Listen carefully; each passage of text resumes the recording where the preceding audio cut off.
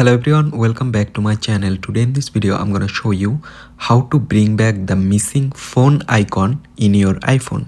So let's begin our video. So on my home screen here you can see the phone icon already missing, and I'm gonna show you how can I bring back.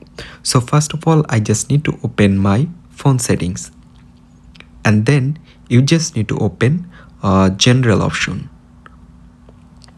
Then scroll down and you can find the option transfer or reset iPhone. Just open this, then select reset.